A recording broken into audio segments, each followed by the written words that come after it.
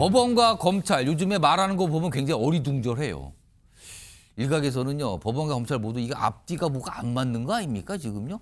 국민들이 이거 어떻게 받아들이라고 자꾸 이런 얘기하는 겁니까? 이런 반응까지 나옵니다. 우선 어제 있었던 법원 행정처장의 얘기 그리고 그와 관련된 법무부 차관의 얘기가 좀 있습니다. 들어보겠습니다.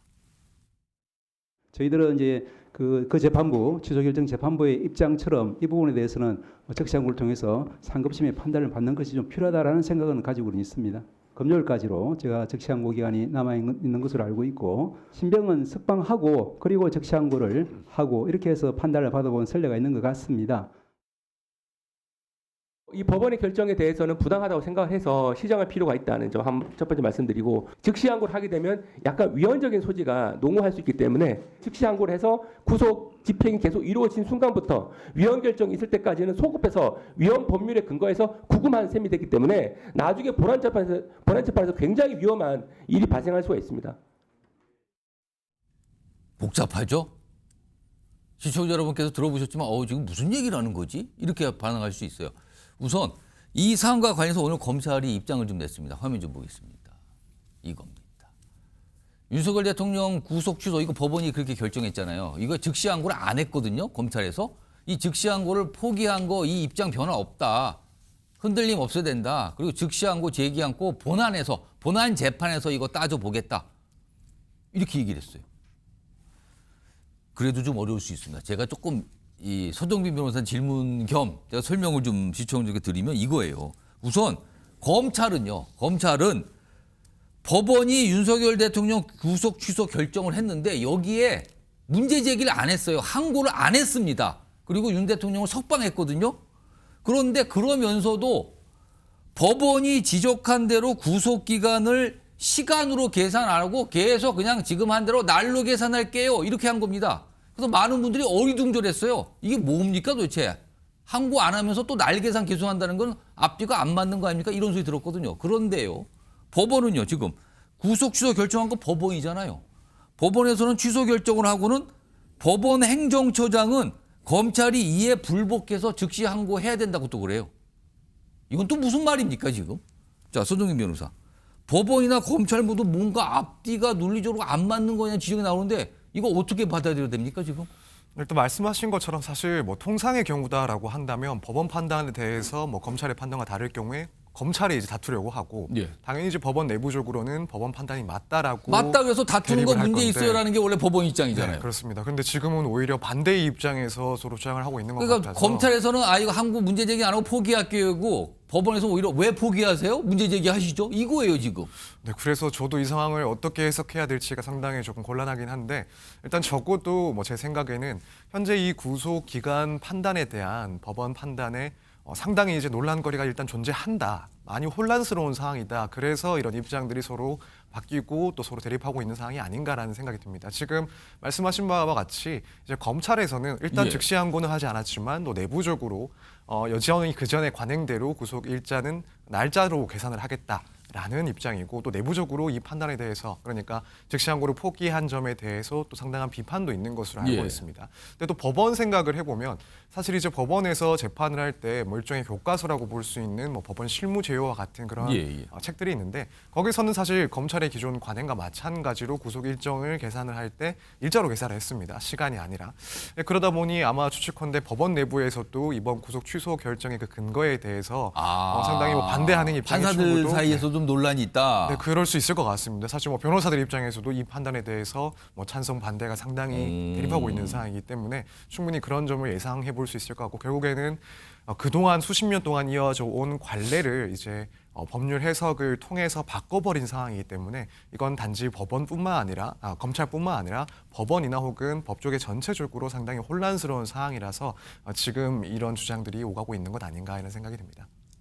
그 두 분 의견 좀 들어볼게요. 이준우 의견. 이게 뭔가 입장이 바뀌었어요. 아니 법원에서는 문제 제기하시죠. 항고하세요. 기간 남았는데 왜 안 합니까? 오늘까지인데. 근데 검찰에서 포기했다니까요. 자꾸 왜 그러세요? 약간 이런 분위기예요. 이게 뭡니까 지금 이 상황이? 지금 천대엽 법원 행정처장이죠. 저분이 우리법 연구회 출신입니다. 저는요 저렇게 답변한 이유가 법원 행정처장으로서 굉장히 언행에 대한 신중해야 되고 법과 근거에 규정의 근거에서 예. 답변해야 되는데 불구하고 저렇게 정치적으로 굉장히 논란이 될 수 있는 말을 하는 거는 우리 법 연구의 출시라는 거 말고는 설명하기 어렵지 않겠나 생각합니다. 지금 오동훈 공수처장 수사권 없음에도 불구하고 수사를 무리하게 이끌었다 비판받고 있죠. 그분이 우리 법 연구 출신이고요. 또 서부지법에서 체포영장 발급하고 재발급하고 구속영장까지 내준 판사 3명이 전부 다 우리 법 연구의 출신입니다. 그리고 헌재에서도 지금 우리 법 연구 출신이 3명이나 있습니다. 예. 그러다 보니까 우리 법 연구의 출신이 아니고서는 저렇게 저렇게 법원 처장이 행정처장이 발언한 것이 굉장히 잘못됐다. 입장을 바꿔서 만약에 법무부 장관이 저렇게 법원 행정처장한테 이재명 대표 재판이 이렇게 늦어지고 있는데 왜 이렇게 늦게 하느냐? 빨리 사법행정권을 발동해가지고 재판 속도를 올려라라고 이렇게 얘기하면 법원 행정처장 어떻게 하겠습니까? 받아들이겠습니까? 그거는 헌법에서 보장하고 규정하고 있는 103조 판사의 독립성을 침해하는 행위입니다. 굉장히 잘못된 거죠. 자, 김선희 평론가, 네. 약간 좀 많은 분들이 약간 어리둥절한 상황이 지금 이 상황이 지금요. 지금 이준우 위원은 약간 이게 약간 이 판사들의 성향이 있어서 그런 거 아니냐고 얘기하셨는데 뭐 그건 뭐 그거 포함해서 지금 이 상황을 이걸 어떻게 이해해야 되는 겁니까 지금 이 상황? 일단 우리 이준우 위원님께서 우리 법 연구회 출신이다 이런 얘기 하시는 거는 저는 들으면서 아직도 이 장발장, 주홍글씨 뭐 이런 시대에 사나? 이런 생각이 들어요. 이 근대 국가가 만들어졌으면은요. 법은 법대로 죄가를 치르고 그 외에는 뭐 따르게 기본권이나 권한을 인정하는 선에서 사안사안별로 판단을 해야 하는 겁니다. 예. 지금 뭐 우리 장발장 주홍글씨 뭐 이런 시대 아니잖아요. 그래서 좀 안타깝고요. 자꾸 그런 얘기를 하는 게. 자체하고 이 사안으로 네. 생각을 하면 이 사안은요. 일단은 검찰은 저는 굉장히 좀 의아하다라는 것에 동의를 합니다. 예. 근데 법원은 별로 의아할 게 저는 없는 게요. 자, 이 하급식 재판부가 나름대로 독립된 판단을 했습니다. 그러면서 뭐라 그랬냐? 본인들이 하급심 재판부라는 거를 인정을 하면서 이거는 상급심에서 판례를 수립했으면 좋겠다라는 취지로 결정문을 써요. 그렇잖아요? 그러면은 그 얘기는 뭐냐? 판사가 결정을 하면서도 이거는 우리 하급심 한 개의 독립된 재판부의 생각이기 때문에 이게 혼란을 가중시킬 수 있어. 그렇기 때문에 상급심으로 가져가서 판단을 받아보고 법리로서 형성을 하는 게 좋아라고까지 얘기를 해준 거예요. 그거에 그냥 동조하는 겁니다. 이 지금 법원 행정처장은 그 재판부의 의견에 동감을 표시한 것 뿐이에요. 아니 당연히 한 거 아닙니까? 이게 하급심 재판부가 또 똑같은 것들을 그동안 결정해 왔나요? 그렇지 않아요. 울산에서도 구속 취소 항고가 2번이나 있었습니다. 한 번 인용되고 한 번 기각됐습니다. 틀리잖아요.